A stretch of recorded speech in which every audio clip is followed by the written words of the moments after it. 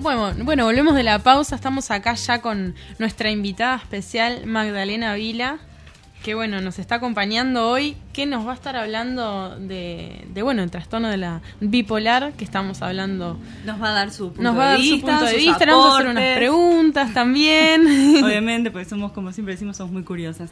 Bueno, antes que nada vamos a presentar a Magdalena. Buenas tardes, muchas gracias por invitarme. Magdalena es egresada de la Universidad de la República, psicoterapeuta clínica y docente de orientación vocacional. Está actualmente dictando cursos de formación y otras temáticas relacionadas al ámbito de la psicología, y también sos tallerista, nos comentabas. Sí. Muy bien. Bueno, bienvenida Magdalena. Bienvenida. Gracias por venir. Gracias a ustedes. La primera pregunta que tenemos preparada. Sí. A ver, en tu experiencia, ¿qué tan frecuentes son las consultas de bipolaridad? Yo creo que son frecuentes, sí hay cierta frecuencia, pero me parece que lo que se presenta en clínica con mayor frecuencia son casos como de hipomanía o de depresiones más leves, no tanto llegando a lo que es la patología en sí. Creo que cuando se llega a la patología directamente pasa por una cuestión, diría, social, de que primero se pasa por el psiquiatra y después llegan a nosotros. Pero, qué mal eso. Sí, la verdad. No, en realidad me parece importante porque, de por sí el trastorno bipolar requiere de un tratamiento farmacológico, además del psicológico, es muy importante, ¿no? Pero más que nada las consultas son por situaciones más leves, por depresiones leves, que son también como que se acercan en algunos casos a la hipomanía, pero por situaciones no tan extremas, vamos a decir, es lo más usual, al menos es lo que veo en clínica. Sí, no, es que eso que tú decías, como primero pasan por el psiquiatra, capaz que incluso algunos se quedan solamente en el ámbito psiquiátrico también y de repente no realizan terapia, puede pasar. Exacto, también. Con lo importante que es, ¿no? Porque para ayudar a mejorar la calidad de vida, para poder tener como una postura más realista, más positiva acerca de lo que es la enfermedad, para poder, digamos, presentar a la enfermedad desde otro lugar, desde otra manera, desde otro lugar, no tan desde lo patológico, sino como poder enfrentarla desde un lugar positivo. Es muy importante la psicoterapia, pero pasa muchísimo que al menos en este tipo de trastornos se queda en lo farmacológico. Tiene que haber sí o sí una medicación.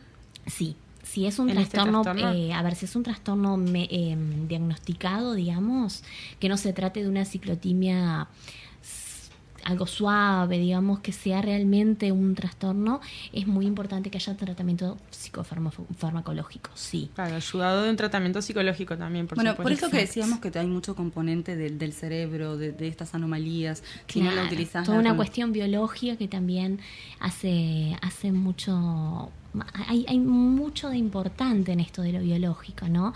Pero además en lo farmacológico es súper importante que se pueda diagnosticar bien, porque muchas veces el paciente va con determinados síntomas al psiquiatra, va primero al médico, del médico se lo deriva al psiquiatra, va con determinados síntomas y, por ejemplo, al haber tenido un solo episodio maníaco o hipomaníaco, se le diagnostica solamente depresión y se lo trata solamente por la depresión. Ahora, un paciente diagnosticado solamente por depresión, se le van a dar antidepresivos y la hipomanía que pueda tener se puede agravar y puede generar una manía mayor. Entonces es muy importante como esto de que se pueda de que se puedan concientizar las personas que trabajan en salud de que es un trastorno muy común hoy en día y que pueda ser bien diagnosticado, ¿no? Bueno, sí, es como que está muy mal diagnosticado. Eso he leído, porque a veces se confunden los síntomas con otras patologías también. Sí. Ese es capaz que la problemática, y también a veces hay consultas psiquiátricas que son tan breves que capaz que no da el tiempo para indagar todo lo necesario. Claro, que de pronto... Creo que es eso, sí. Sí, o que de pronto la persona va con uno o dos síntomas que son los que más le molestan y es como lo que transmite. Y me parece bien importante que la gente pueda tomar conciencia de que, sí, de pronto me deprimí, me costó levantarme determinados días, o me siento triste, me siento con angustia, pero de pronto de ese estado puedo pasar a un estado de euforia, a querer limpiar toda la casa, a gastar mucho, a estar como que se puedan detectar esos síntomas para que la misma persona pueda transmitir también al especialista. Uh-huh. ¿Y cuáles considerás que son los factores de riesgo para la persona? Yo creo que, bueno, uno de los factores de riesgo que se consideran como más importantes en lo que es el trastorno bipolar es el biológico. No significa que necesariamente todas las personas que tengan un familiar con este tipo de patología deban tenerlo, pero sí hay una incidencia de lo biológico muy importante. Y además, esto que comentábamos anteriormente, ¿no? Que el diagnóstico y el tratamiento tempranos puedan evitar situaciones muy graves como pueden ser el suicidio, por ejemplo. Estamos hablando de una patología en donde muchísimas veces, por ser mal diagnosticado, por ser maltratado, por no tener apoyo de la familia, puede llegar a llevar a un suicidio, abuso de alcohol o de otras sustancias. Es como una bola de nieve, ¿no? Y también considerando el hecho de que este tipo de pacientes no suelen solicitar ayuda por sí mismos. Uh-huh. En general es la familia o es, qué sé yo, el esposo o es alguna persona del entorno la que pide ayuda primero, y después hay todo un proceso de poder reconocer la enfermedad, de poder hacer cosas con eso. Entonces es bien importante el entorno y el tratamiento temprano, ¿no? Para poder evitar este tipo de situaciones. ¿Le cuesta mucho a la persona aceptar el trastorno? Sí. En general sí. Sí, porque una de las características bien importantes es la negación. Mucho más cuando nos encontramos con casos de manías, ¿no? Porque de pronto unos días estoy bajón, pero a los 2 días estoy súper bien y puedo hacer de todo. Y entonces es como que la manía es una forma de negar la depresión también, es una defensa. Uh-huh. Entonces es muy complicado. Incluso este tipo de pacientes es muy rara vez solicitan ayuda por sí mismos.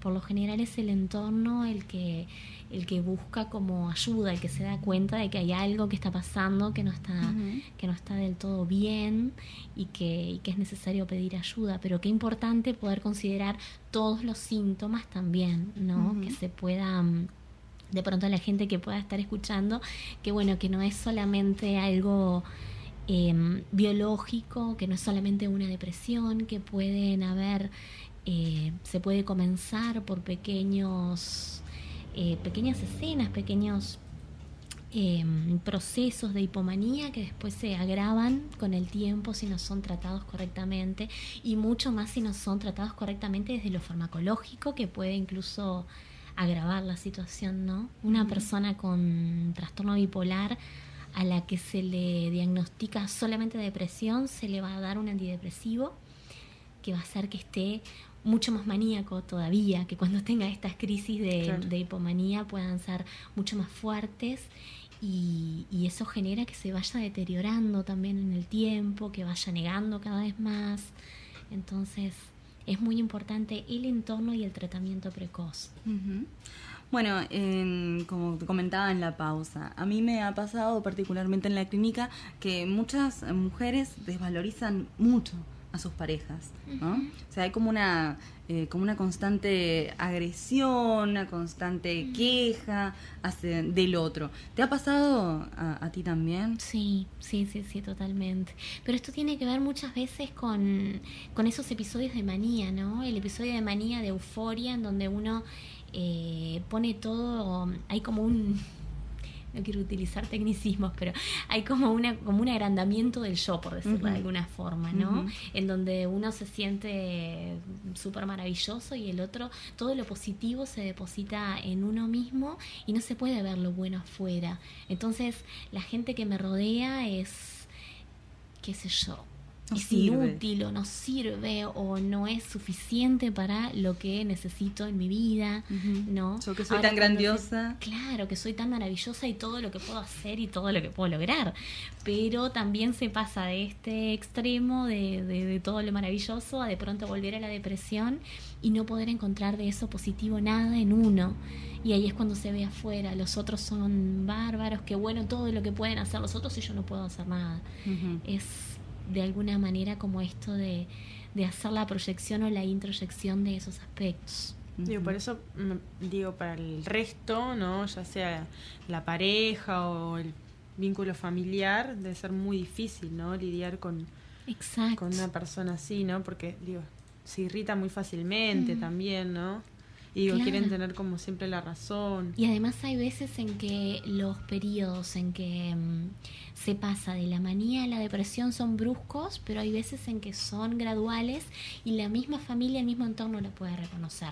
Yo tuve una paciente que hablando con la hija, ella me decía, sé que está por ponerse así, bueno, maníaca, ella lo decía de otra manera, porque empezó a limpiar la casa. Claro. Y no está durmiendo, hace 3 días que no duerme, limpia la casa, se ha pasado haciendo esto, lo otro.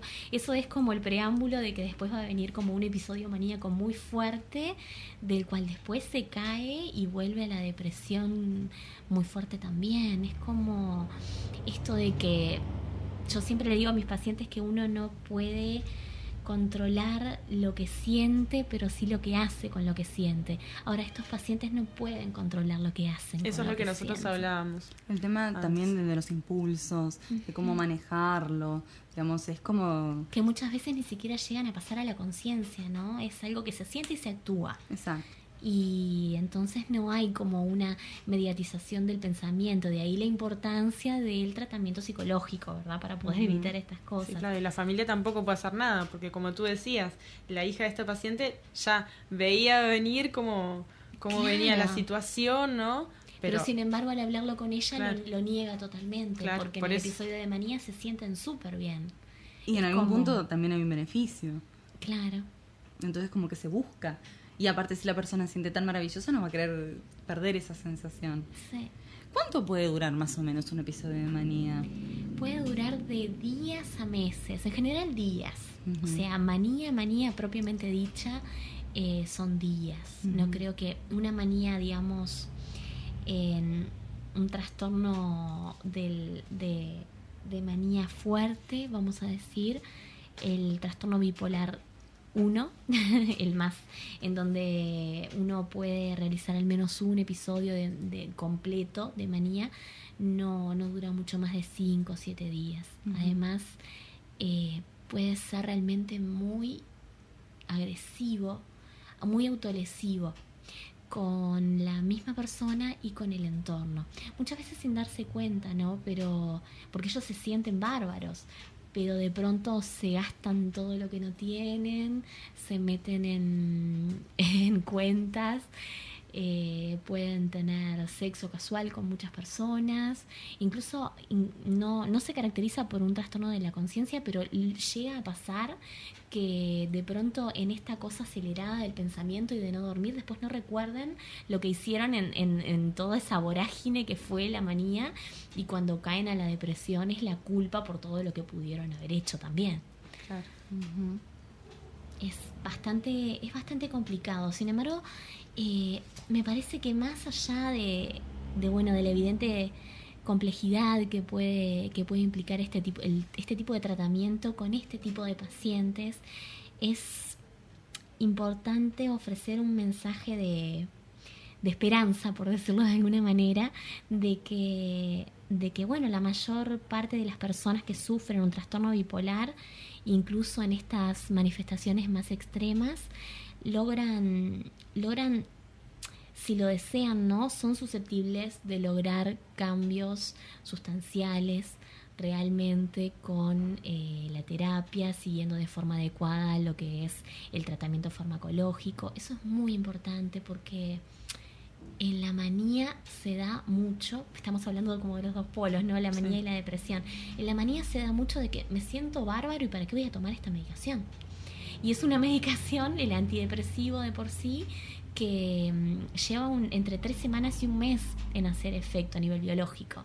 Entonces se deja esa pastilla y eso puede ser bastante complicado.